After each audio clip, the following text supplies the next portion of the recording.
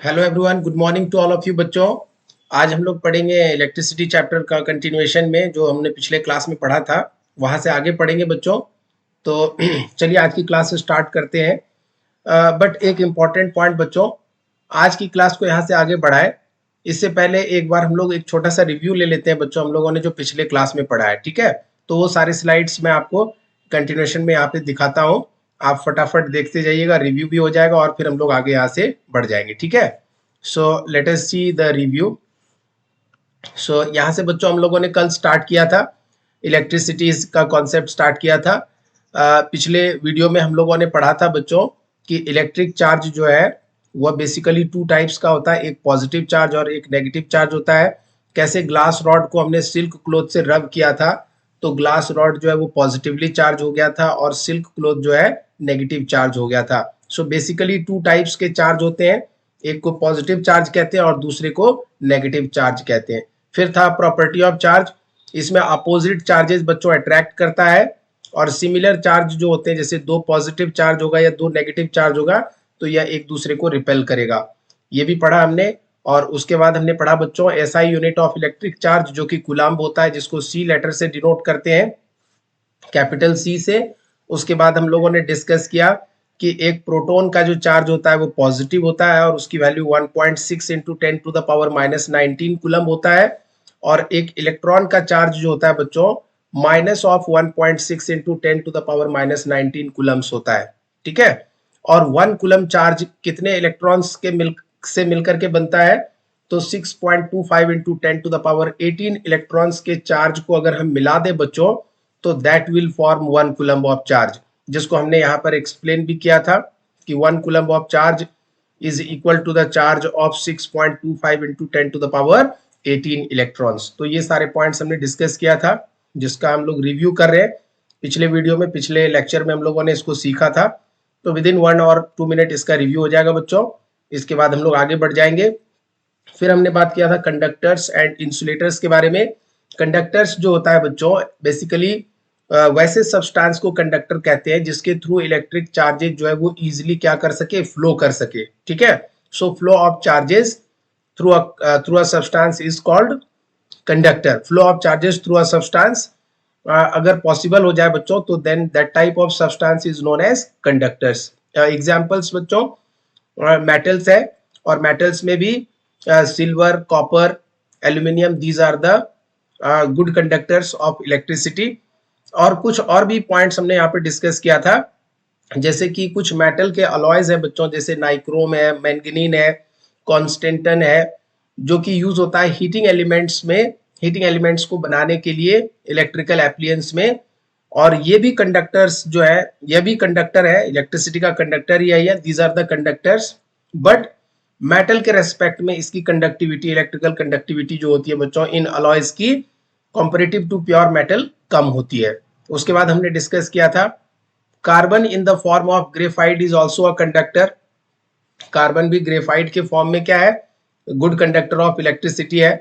उसके बाद हम लोगों ने बच्चों यहाँ पर ये जो पिक्चर था इसके माध्यम से सीखा था कि ये जो सर्किट है इसमें ये जो की है बच्चों, ये अगर कंडक्टिंग मटेरियल का होगा तो बल्ब ग्लो करेगा, और अगर वुड या इंसुलेटिंग मटेरियल का होगा तो यह बल्ब ग्लो नहीं करेगा। कंडक्टर्स में हमने बहुत सारे एग्जांपल्स देखे थे, silver, gold, sea water, copper, these are the best example of conductors.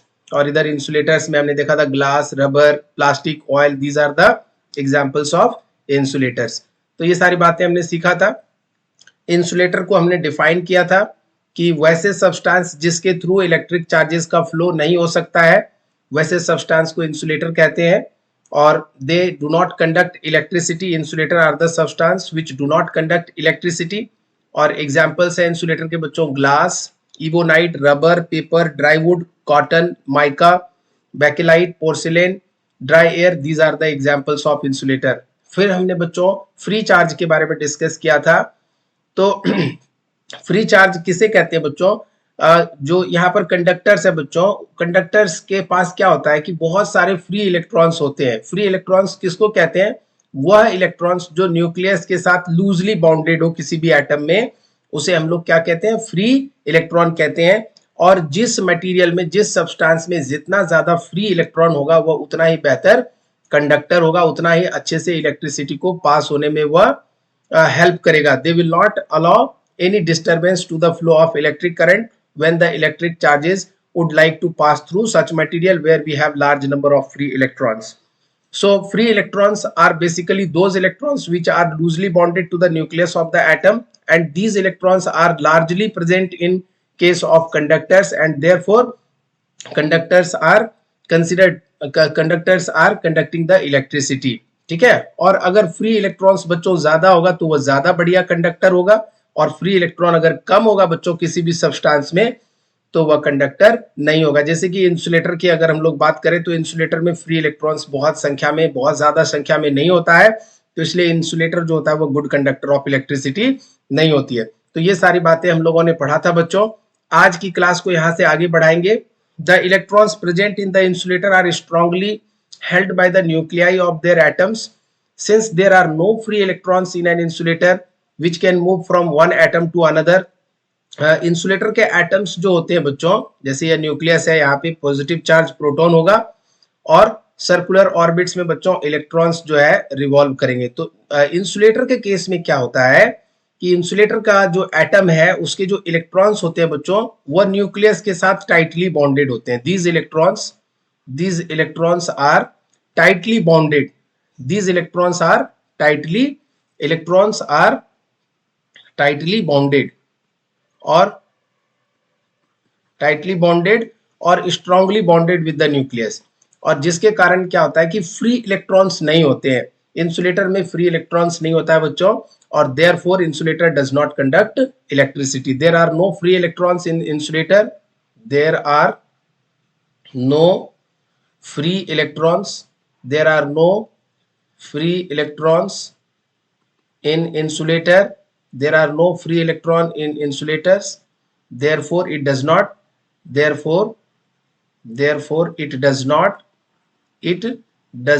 conduct electricity. It does not conduct electricity, और इसलिए इलेक्ट्रिसिटी कंडक्ट नहीं करता है। ठीक है, और चार्जेस का फ्लो नहीं हो पाता है। अच्छा बच्चों, यहाँ पर हम लोग आगे पढ़ेंगे। Electricity can be classified into two parts. One is called static electricity and one is called current electricity. So let us come to the point of static electricity. Sir, static electricity क्या होता है और इसको कैसे हम समझेंगे? तो चलिए बच्चों आइए इस पर बात करते हैं हम लोग। Electric charges remain at rest or stationary. They do not move. The charges acquired by glass rod rubbed with a silk cloth and the charge acquired by an ebonite rod rubbed with a woolen cloth are example of static electricity, and the example of the lightning in the sky during rainy season involve the static electricity. बच्चों static electricity में मैंने यहाँ पे 3 point list out किया है। सबसे पहला point यह है बच्चों कि स्टैटिक इलेक्ट्रिसिटी की जब हम बात करते हैं, it means that static electricity की जब हम बात करते हैं, यहाँ पर एक एक्स्ट्रा स्लाइड लेके मैं आपको यहाँ पे समझा रहा हूँ। स्टैटिक इलेक्ट्रिसिटी में क्या होता है बच्चों, चार्जेस जो होते हैं वो रेस्ट में होते हैं। Charges are at rest, charges are at rest, वो मूव नहीं करते हैं। जो इलेक्ट्रॉन्स है बच्चों वो स्टेशनरी है, इलेक्ट्रॉन्स जो है वो रेस्ट में है, स्टेशनरी है, तो मूव नहीं करेगा। ठीक है, so electric charges remain at rest और stationary, they do not move. सबसे पहला point.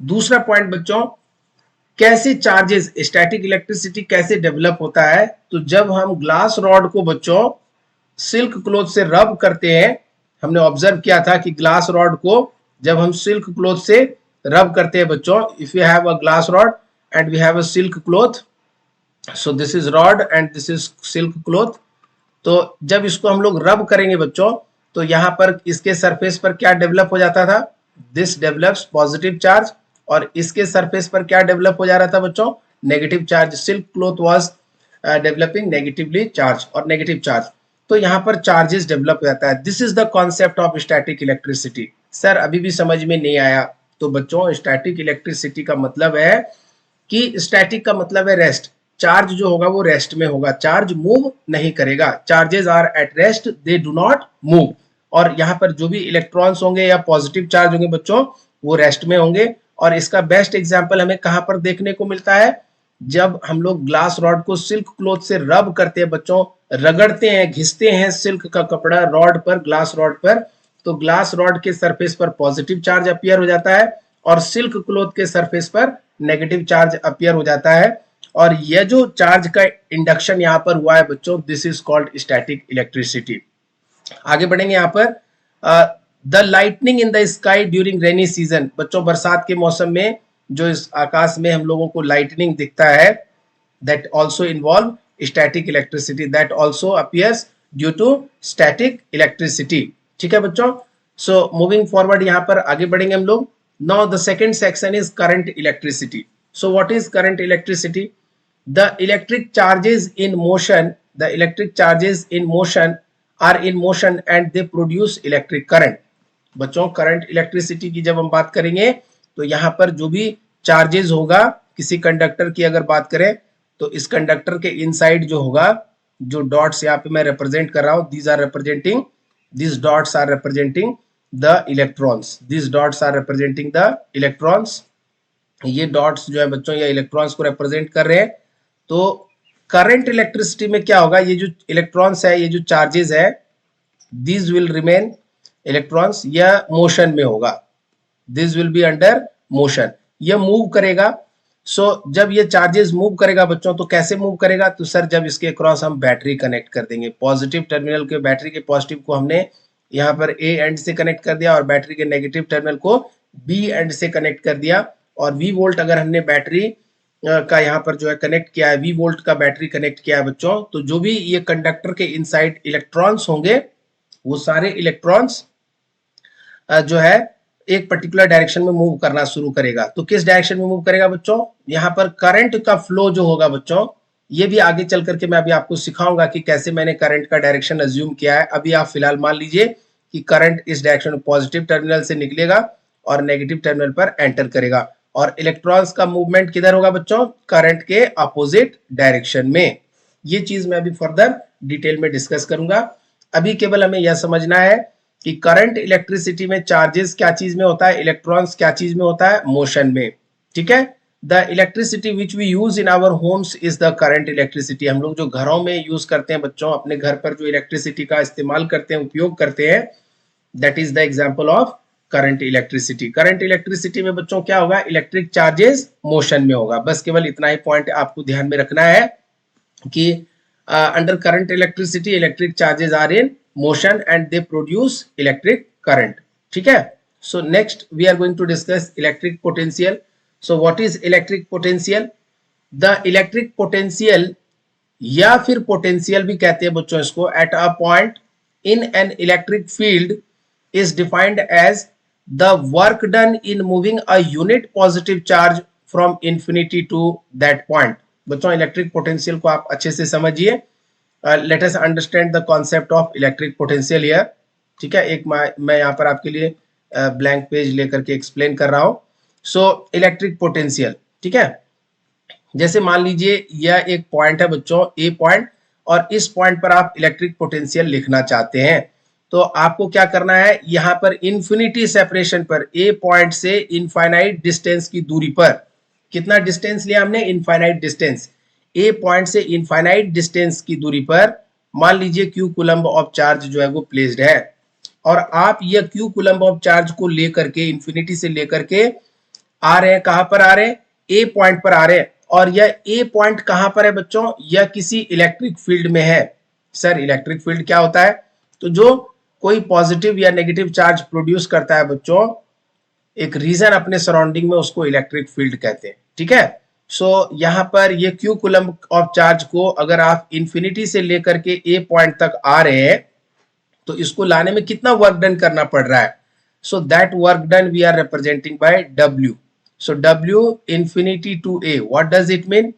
You are moving from infinity to this point A. So infinity to A, और कितना वर्क डन किया है? तो W वर्क डन किया है while moving from infinity to point A, तो वर्क डन हो गया W, और कितने चार्ज को लेकर के आए? क्यू कूलम्ब चार्ज को लेकर के आए। तो अगर इसको Q से डिवाइड कर दें बच्चों, दिस इज वर्क डन, आप इन शॉर्ट भी लिख सकते हैं W upon Q। So work done upon Q, और इसी को बोलते हैं बच्चों, this is called potential at point A, this is called VA at point A. So this is what electric potential at point A. यहाँ पर आप चाहे तो लिख सकते हैं, this is representing electric potential at point A. This is electric potential at point A. सो बच्चों अगर किसी भी पॉइंट पर आपको इलेक्ट्रिक फील्ड के किसी भी पॉइंट पर किसी भी रीजन में इलेक्ट्रिक फील्ड है और उस इलेक्ट्रिक फील्ड वाले रीजन में किसी पॉइंट पर अगर इलेक्ट्रिक पोटेंशियल डिफाइन करना हो या पोटेंशियल डिफाइन करना हो तो इनफाइनाइट दूरी से आप क्यू कूलम चार्ज को लेकर के उस पॉइंट तक आएंगे और आने में जितना वर्क डन करना पड़ रहा है अपॉन जितना चार्ज लेकर के आप आ रहे हैं, तो सर डब्ल्यू वर्क डन किया और कितना चार्ज लेकर के आए सर हम, तो क्यू कूलम, तो वर्क डन अपॉन क्यू को ही बच्चों पोटेंशियल एट पॉइंट ए बोलते हैं। एक बार वापस डेफिनेशन पढ़ेंगे तो आपको और क्लियर हो जाएगा। इलेक्ट्रिक पोटेंशियल और potential at a point in an electric field is defined as the work done in moving a unit positive charge from infinity to that point, from infinity to that point। यहां पर work done W upon Q represent क्या कर रहा है बच्चों, work done पर unit test charge, work done पर unit charge. क्योंकि मान लीजिए फॉर अंडरस्टैंडिंग आप A पॉइंट तक इंफिनिटी सेपरेशन से मान लीजिए Q की वैल्यू 2 कूलम है और कितना वर्क डन किया आपने, 12 जूल का वर्क डन किया आप 2 कूलम चार्ज को इंफिनिटी से ए पॉइंट तक लाने में। तो पोटेंशियल एट ए क्या होगा सर, पोटेंशियल एट ए होगा वर्क डन अपॉन चार्ज। तो सर वर्क डन हमने कितना किया है 12 कूलम, नॉट 12 कूलम, 12 जूल। हमने वर्क डन कितना किया है 12 जूल वर्क डन किया है, तो इसको लिख देंगे 12 जूल। और सर कितने चार्ज को लेकर के आए, तो 2 कूलम, तो 2 कूलम से डिवाइड कर दिया तो 2 6 जा 12, सो 6 जूल पर coulomb. So this is potential at A, और जूल पर कूलम को बच्चों वोल्ट भी कहते हैं। So this we can write volt. So potential at point A will be equal to 6 volt. So इस तरह से भी आप समझ सकते हैं चीजों को। यह जनरल फॉर्म में था, this was for general form, ये जनरल फॉर्म में अंडरस्टैंडिंग थी बच्चों, और यह न्यूमेरिकल अप्रोच था, this was numerical, this was numerical approach. इसको यहाँ पर इरेज करिए, न्यूमेरिकल अप्रोच, न्यूमेरिकल अप्रोच, और न्यूमेरिकली इस तरह से समझना है। सो आई होप कि ये पॉइंट आपको समझ में आया। सो पोटेंशियल बहुत आसान है, किसी भी पॉइंट से आप किसी भी पॉइंट पे जब पोटेंशियल डिफाइन करना है तो इन्फिनिटी से उस पॉइंट तक किसी भी चार्ज को लाने में जितना वर्क डन करना पड़ा है तो उस वर्क डन को उस क्वांटिटी ऑफ चार्ज से डिवाइड कर दीजिएगा, तो वर्क डन पर यूनिट चार्ज जो होगा, मतलब जूल पर कूलम्ब जो होगा बच्चों, उसी को उस पॉइंट का इलेक्ट्रिक पोटेंशियल कहते हैं। और इलेक्ट्रिक पोटेंशियल जो है बच्चों वो स्केलर क्वांटिटी है, this is a scalar quantity. Sir scalar quantity क्या होता है, जिसके पास केवल मैग्नीट्यूड हो, कोई डायरेक्शन नहीं हो। क्योंकि आप देख सकते हैं बच्चों पोटेंशियल जो है वो वर्क और चार्ज का रेशियो है, तो वर्क भी स्केलर क्वांटिटी है और चार्ज भी कैसी क्वांटिटी है, स्केलर क्वांटिटी है। तो दोनों स्केलर है बच्चों, तो दोनों का रेशियो भी क्या होगा, स्केलर ही होगा। So this will be scalar only, so this is also scalar quantity only. ठीक है। सो मूविंग फॉरवर्ड बच्चों, यहां से आगे बढ़ेंगे हम लोग, और नेक्स्ट पॉइंट क्या है इसको देखेंगे। Potential is denoted by the symbol V and its unit is volt, already हमने डिस्कस किया। ठीक है। अगला पॉइंट है बच्चों, a potential of 1 volt at a point means that 1 joule of work is done in moving 1 unit of positive charge from infinity to that point। इस बात को समझिए बच्चों, अगर किसी पॉइंट का पोटेंशियल मान लेते हैं A पॉइंट है और इस पॉइंट के पोटेंशियल को हम लोग 1 वोल्ट कह रहे हैं। If you are saying potential at point A is equal to 1 volt, what does it mean? 1 volt is equal to W upon Q, 1 volt is W upon Q, so 1 joule per coulomb। मतलब आपको infinity से 1 coulomb charge को infinity से ए point तक लाने में कितना work done करना पड़ा, 1 जूल वर्क करना पड़ा। तभी तो 1 joule upon 1 coulomb that is equal to 1 joule पर coulomb and that is equal to 1 volt. Yes और नो? सो अगर किसी पॉइंट का पोटेंशियल बच्चों 1 वोल्ट है, इसका मतलब है कि उस पॉइंट पर इनफाइनाइट से इन्फिनिटी से 1 कूलम्ब चार्ज को, 1 कूलम्ब पॉजिटिव चार्ज को, कौन से चार्ज को सर, पॉजिटिव चार्ज को। जब भी हम बात करते हैं बच्चों we talk with respect to positive charge. जब 1 कूलम्ब पॉजिटिव चार्ज को हम बच्चों इन्फिनिटी से ए पॉइंट तक लेकर के आ रहे हैं तो कितना वर्क डन हमें करना पड़ रहा है, 1 जूल का वर्क डन करना पड़ रहा है। So 1 joule upon 1 coulomb, that is equal to 1 joule per coulomb, and that is forming 1 volt of potential at point A. So अगर किसी पॉइंट का पोटेंशियल 1 वोल्ट है, इसका मतलब है कि उस पॉइंट पर 1 कूलम पॉजिटिव चार्ज को इंफिनिटी से लाने में कितना वर्क डन करना पड़ा है? 1 जूल का वर्क डन करना पड़ा है। अच्छा बच्चों, अगर किसी पॉइंट का पोटेंशियल, मान लेते हैं ए पॉइंट है, इस पॉइंट का पोटेंशियल 2 वोल्ट है। सर इसका क्या मतलब है? तो सर मैं इसका मतलब आप खुद से समझाने का कोशिश करेंगे बच्चों। तो कैसे करेंगे? मान लीजिए चार्ज आपका 1 कूलम भी है और कितना वर्क डन करना पड़ा है? इस बार आपने 2 जूल वर्क किया है, तो पोटेंशियल एट ए क्या होगा? Work done upon Q. So sir work is 2 joule, charge is 1 coulomb, so this is 2 joule पर कूलम। सो जूल पर कूलम को तो वोल्ट कहते हैं, सो 2 वोल्ट। सो अगर किसी पॉइंट का पोटेंशियल 2 वोल्ट है, इसका मतलब है कि इंफिनिटी से 1 कूलम पॉजिटिव चार्ज को उस पॉइंट तक लाने में कितना वर्क डन करना पड़ा है? 2 जूल का वर्क डन करना पड़ा है। अगर किसी पॉइंट का पोटेंशियल बच्चों 3 वोल्ट दिया हुआ है, इसका क्या मतलब है? आपको उस पॉइंट पर 1 कूलम चार्ज इंफिनिटी से लेकर के आने में कितना वर्क डन करना पड़ा है? 3 जूल का वर्क करना पड़ा है। So 3 joule upon 1 coulomb, that is equal to 3 joule पर coulomb, that is equal to 3 volt. So इस तरह से बच्चों किसी भी पॉइंट का जो इलेक्ट्रिक पोटेंशियल होता है बच्चों, या इन शॉर्ट उसको पोटेंशियल भी कहते हैं, जो भी वैल्यू दी होगी आप उसको इस तरह से समझेंगे, वर्क डन अपॉन चार्ज। अगर 2 वोल्ट पोटेंशियल है बच्चों, तो उस पॉइंट पर 1 कूलम पॉजिटिव चार्ज को लाने में 2 जूल वर्क डन करना पड़ा है। अगर 3 वोल्ट है मान लीजिए पोटेंशियल उस पॉइंट का, तो उस पॉइंट पर 1 कूलम पॉजिटिव चार्ज को लाने में 3 वोल्ट का वर्क डन करना पड़ा है। So this is how we understand this concept. So आगे बढ़ेंगे यहाँ पर बच्चों, पोटेंशियल डिफरेंस। जब पोटेंशियल समझ गए बच्चों, तो पोटेंशियल डिफरेंस भी समझना इजी है। पहले यहाँ पे पॉइंट पढ़िए, the difference in electric potential between 2 points is known as potential difference, is known as potential difference. जैसे मान लीजिए एक पॉइंट ए है और दूसरा पॉइंट बी है, ठीक है, और आपको इस पॉइंट का पोटेंशियल VA है और इस पॉइंट का पोटेंशियल मान लेते हैं VB है। तो डिफरेंस ऑफ पोटेंशियल क्या लिख सकते हैं? या तो VA माइनस VB लिखेंगे या VB माइनस VA। तो जिसका पोटेंशियल ज्यादा होगा उसमें कम वाले का पोटेंशियल को माइनस कर देंगे। So we always write VA minus VB, इस तरह से लिखते हैं बच्चों, VA माइनस VB, ठीक है। तो यह जो 2 पॉइंट है बच्चों, इस दोनों के बीच का जो पोटेंशियल डिफरेंस होगा, इसे ही हम लोग कहेंगे पोटेंशियल डिफरेंस। तो कैसे डिफाइन करते हैं? मान लेते हैं कि यहाँ पर B पॉइंट पर Q कूलम चार्ज रखा हुआ है और इस Q कूलम चार्ज को B पॉइंट से A पॉइंट तक ला रहे हैं, और लाने में हमें कितना वर्क डन करना पड़ रहा है? W वर्क डन करना पड़ रहा है। तो VA minus VB equal to हो जाएगा बच्चों, work done in bringing the charge from B point to A point, W upon कितने चार्ज को लेकर क्या है? Q कूलम चार्ज को लेकर क्या है? So W upon Q। So potential difference between 2 point is equal to VA minus VB equal to W upon Q। अच्छा, this is general form of understanding.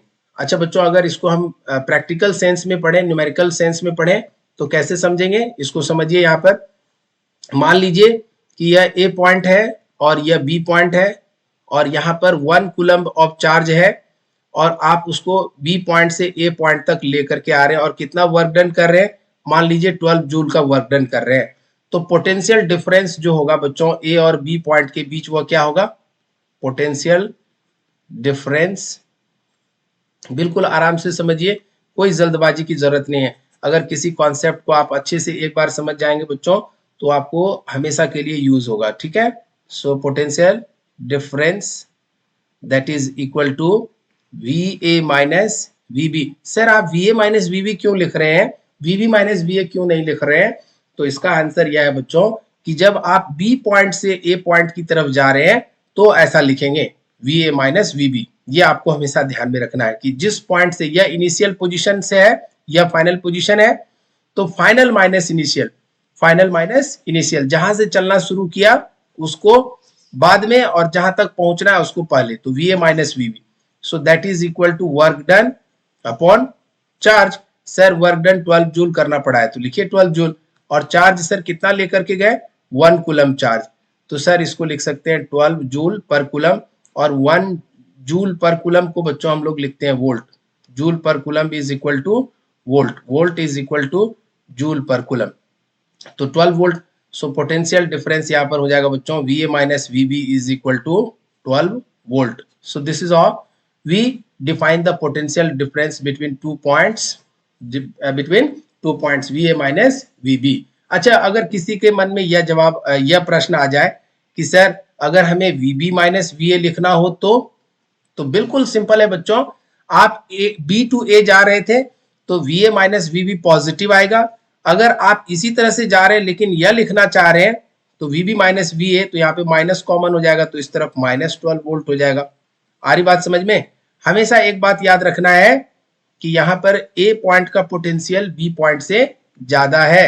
VA is greater than VB। कब? जब आप B point से A point की तरफ move कर रहे हैं। ठीक है, when you are moving from B to A, B to A जब जाएंगे बच्चों तो potential at A will be higher than potential at B।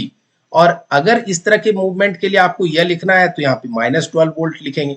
So I hope कि यह कॉन्सेप्ट सभी को समझ में आया। अगर नहीं भी आया होगा बच्चों तो आप एक बार वापस चीज को रिकॉल करेंगे, और फिर भी अगर नहीं आएगा समझ में तो मैं आपको दोबारा एक्सप्लेन करूंगा। बट आई होप कि यह चीज आपको समझ में आ जाना चाहिए। यहाँ पर आगे बढ़ते हैं बच्चों। यहाँ पर हम लोग डिस्कस कर रहे थे पोटेंशियल डिफरेंस के बारे में। So the potential difference between 2 points in an electric circuit is defined as the amount of work done in moving a unit charge from one point to other point, from one point to another point। अभी आपने observe किया कि जब आप 1 coulomb charge को एक point से दूसरे पॉइंट तक लेकर के जा रहे हैं तो जितना वर्क डन करना पड़ा है, so work done upon 1 coulomb of charge, और वर्क डन पर यूनिट चार्ज, और पर यूनिट टेस्ट चार्ज, और वर्क डन पर unit charge is nothing but potential difference. So for example बच्चों एक सर्किट यहाँ पे कंसीडर कर लेते हैं। एक बल्ब है मान लेते हैं, और यहाँ पर एक बैटरी है, ठीक है, और यहाँ पर ये इस तरह से कनेक्टेड है। मान लिए यह पॉइंट A है और यह पॉइंट B है और यह पॉइंट C, और इसको D पॉइंट मान लीजिए। तो आप B टू C, जब B टू C मूव करेंगे बच्चों तो एक कूलम्ब चार्ज को B टू C लेकर के जाने में इस इलेक्ट्रिक सर्किट में कितना वर्क डन करना पड़ा upon this charge 1 coulomb charge. So work upon charge, एक कूलम्ब चार्ज को यहां से B पॉइंट से C पॉइंट तक लेकर के जाने में कितना वर्क डन करना पड़ा, that is potential difference. That is potential difference between this two point VB and VC। So this is how we understand बच्चों। सो अगला पॉइंट यहाँ पर उसी को एक्सप्लेन करने के लिए, potential difference is equal to work done. दो पॉइंट के बीच पोटेंशियल डिफरेंस अगर लिखना है तो वर्क डन लिखना पड़ेगा upon quantity of charge move, कितना चार्ज मूव कराया उसको यहाँ पर लिखना पड़ेगा। This is the formula.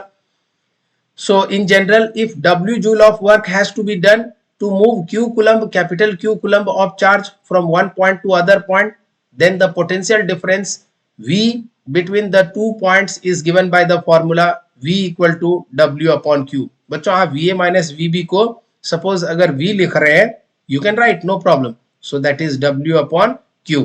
और इसका भी यूनिट क्या होगा बच्चों, जूल पर कूलम्ब और या फिर volt. So always remember potential का या पोटेंशियल डिफरेंस का दोनों का यूनिट सेम होगा बच्चों, जूल पर कूलम्ब फिर या फिर वोल्ट, जूल पर कूलम्ब या volt, that will be one and the same. So SI unit of, अगला पॉइंट यहाँ पर बच्चों ये स्लाइड कवर हो गया। So moving forward, the SI unit of potential difference is volt denoted by capital letter V। The potential difference between 2 points is said to be 1 volt if 1 joule of work is done in moving 1 coulomb of electric charge from one point to another point। मान लीजिए बच्चों आपके पास दो point है A और B, और इसके बीच अगर आपको potential difference VA minus VB equal to 1 volt दिया हुआ है, इसका क्या मतलब है, इसका मतलब है कि 1 कूलम्ब चार्ज को आप B पॉइंट से A पॉइंट तक लाने में कितना वर्क कर रहे हैं, 1 जूल का वर्क कर रहे हैं। सो 1 joule upon 1 coulomb, so 1 volt is equal to 1 joule per coulomb and that is potential difference VA minus VB।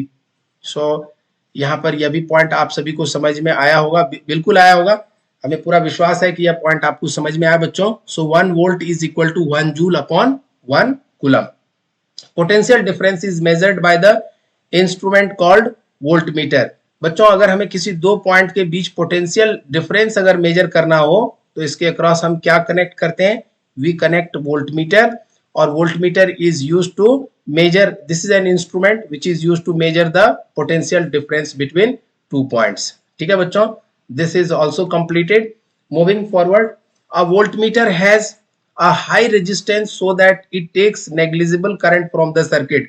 बच्चों अगर हमें मान लीजिए यह बल्ब यहाँ पर कनेक्टेड है और यह बैटरी से कनेक्टेड है, इस तरह से यह छोटा सा सर्किट हमने लिया. अगर हमें इस बल्ब के अक्रॉस पोटेंशियल डिफरेंस अगर मेजर करना है बच्चों तो हमें क्या करना पड़ेगा, we have to connect the voltmeter, we have to connect the voltmeter across this bulb. और यहाँ पर जब हम लोग वोल्टमीटर को कनेक्ट करेंगे बच्चों तो यह केवल वोल्टेज रीड करेगा, इसके अक्रॉस जो पोटेंशियल डिफरेंस होगा वह उसको रीड करेगा. इस ब्रांच में कोई भी करंट जो है बच्चों, जनरली कोई भी करंट नहीं जाएगा, करंट जीरो होगा. ऐसा इसलिए क्योंकि इस वोल्ट मीटर का जो रेजिस्टेंस होगा बच्चों उसे हम लोग क्या कंसीडर कर लेते हैं, very high. So I equal to ohm's law से हमें पता है बच्चों I equal to V by R. So voltage जो भी हो, रेजिस्टेंस बच्चों almost very high near to infinity मान लेते हैं, तो V upon infinity is nothing but zero. तो करंट की वैल्यू क्या हो जाएगी बच्चों, करंट की वैल्यू यहाँ पर जीरो. कहने का मतलब है कि जो वोल्टमीटर हम लोग यूज करते हैं यहाँ पर वोल्टेज को मेजर करने के लिए, पोटेंशियल डिफरेंस को मेजर करने के लिए किसी दो पॉइंट्स के बीच एक सर्किट में, तो उस वोल्टमीटर में कोई भी करंट, नेग्लिजिबल करंट वो वोल्टमीटर ड्रॉ करता है, मतलब उस रास्ते से कोई भी करंट फ्लो नहीं होगा. और यह कैसे समझेंगे, तो उस वोल्टमीटर का जो रेजिस्टेंस होता है बच्चों वेरी हाई होता है, और हाई रेजिस्टेंस को हम लोग ऑलमोस्ट इन्फिनिटी से डिनोट कर सकते हैं. सो ये हमेशा ध्यान रखिएगा, आपको 1 मार्क में यह क्वेश्चन एग्जाम में पूछा जाता है कि एक वोल्टमीटर जो होता है उसका रेजिस्टेंस क्या होना चाहिए, हाई होना चाहिए या लो होना चाहिए. तो you should say a voltmeter should have high resistance and it should draw zero current और negligible current, it should draw negligible current from the circuit. So this is very very important बच्चों. यहां से आगे की पढ़ाई हम लोग continue करेंगे with the concept electric current. अब इलेक्ट्रिक करंट की बात करते हैं, चलिए. So electric current is a flow of electric charges called electrons in a conductor such as metal wire. बच्चों जब किसी भी कंडक्टर के इनसाइड जो इलेक्ट्रिक चार्जेस, जो फ्री इलेक्ट्रॉन्स अवेलेबल है बच्चों, जब वह फ्लो करने लग जाए, the electric current is flow of electric charges, this is flow of electric charges. So electric current is nothing but flow of electric charges in a conductor such as metal wire. जैसे मान लीजिए यहाँ पर एक new slide ले लेते हैं आपको समझने के लिए, ठीक है. सो इलेक्ट्रिक करंट की बात कर रहे थे, कोई कंडक्टर है अपने पास बच्चों, let us consider a conductor, ठीक है. So this is a conductor, और इस कंडक्टर के पास बच्चों बहुत सारा फ्री इलेक्ट्रॉन्स है, क्योंकि कंडक्टर जो होता है बच्चों उसके पास बहुत सारा फ्री इलेक्ट्रॉन्स होता है. So this is a conductor, और यहाँ पर बहुत सारे फ्री इलेक्ट्रॉन्स है, और ये डॉट्स जो है ये क्या रिप्रेजेंट कर रहा है, these are representing free electrons. So बच्चों जब हम इसके अक्रॉस बैटरी कनेक्ट कर देते हैं, बैटरी कनेक्ट कर दिया, बैटरी का पॉजिटिव टर्मिनल एक एंड से कनेक्ट कर दिया और नेगेटिव टर्मिनल दूसरे एंड से कनेक्ट कर दिया, ठीक है. सो करंट यहां पर पॉजिटिव टू नेगेटिव फ्लो होता है इस तरह से. पॉजिटिव टर्मिनल ये बैटरी है बच्चों, दिस इज अ बैटरी, और यहां पर करंट इस तरह से फ्लो होगा. और इलेक्ट्रॉन का फ्लो कैसे होता है बच्चों, अपोजिट डायरेक्शन में, जिस डायरेक्शन में करंट फ्लो होगा उसके अपोजिट डायरेक्शन में इलेक्ट्रॉन्स का मूवमेंट होगा. सो electron will start moving in this direction. ये सारे इलेक्ट्रॉन्स जो है बच्चों इस तरफ मूव करेंगे, ठीक है. All this electron will start moving in the opposite direction of this electric current, ठीक है. सो जब ये जितने भी फ्री चार्जेस हैं, फ्री इलेक्ट्रॉन्स हैं बच्चों इनसाइड द कंडक्टर, इस बैटरी के कनेक्ट करने के बाद ये सारे मूव करने लगते हैं और अपोजिट डायरेक्शन में मूव करते हैं. करंट मान लीजिए अगर इस तरफ मूव फ्लो कर रहा है, if this is the direction of current, तो इलेक्ट्रॉन्स का डायरेक्शन ऑफ फ्लो क्या होगा बच्चों, इसके अपोजिट डायरेक्शन में होगा. This dot is representing electron. So electron will move in the opposite direction. So when charges starts flowing through a conductor, this is called electric current. यहाँ पर देखिए the electric current is flow of electric charges और electrons in a conductor such as metal wire, this is called electric current. Next point बच्चों, the magnitude of electric current in a conductor is the amount of electric charge passing through a given point of the conductor in 1 second। कैसे हम लोग electric current के magnitude को major करेंगे बच्चों किसी भी कंडक्टर में? तो किसी भी गिवन पॉइंट को आप कंसीडर कर लीजिए, मान लीजिए ये छोटा सा एरिया हमने कंसीडर कर लिया और इस एरिया से बच्चों कितना चार्ज पास हो रहा है यूनिट टाइम में, that flow of charge per unit time is nothing but electric current. बच्चों आई से हम लोग डिनोट करते हैं इलेक्ट्रिक करंट को, I is used for electric current to represent electric current.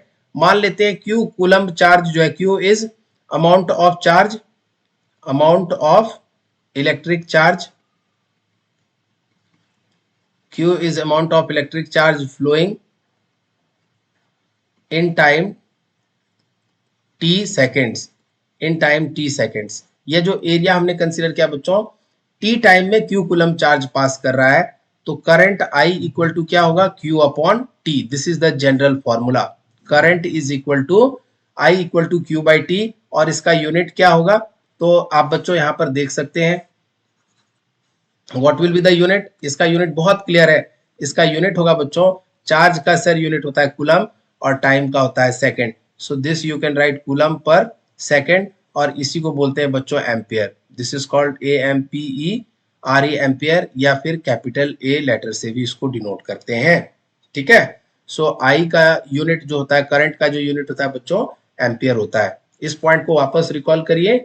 सो अगर किसी पॉइंट पर आपको इलेक्ट्रिक करंट का मैग्नीट्यूड मेजर करना है किसी कंडक्टर में, तो amount of charge passing through that given point of the conductor in 1 second, एक सेकेंड में कितना चार्ज पास कर रहा है उस पर्टिकुलर पॉइंट से, that is nothing but magnitude of electric current at that point. इसको बच्चों जनरलाइज करने के लिए यहाँ पर ये पॉइंट है, if a charge of Q coulomb flows through a conductor in time t seconds, then the magnitude I of the electric current flowing through it is given by I is equal to Q by T। जो मैंने यहाँ पर आपको बताया, अगर मान लीजिए capital Q use कर रहे हैं आप चार्ज को रिप्रेजेंट करने के लिए, तो I equal to Q by T लिखेंगे। So this is similar only, so I is equal to Q by T, या करंट का फॉर्मूला हो गया बच्चों।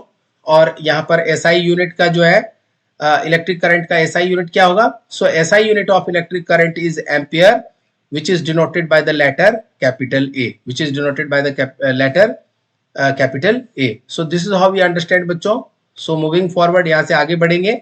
So when 1 coulomb of charge flows through any cross section of a conductor in 1 second, the electric current flowing through it is said to be 1 ampere। So बच्चों I is equal to Q by T।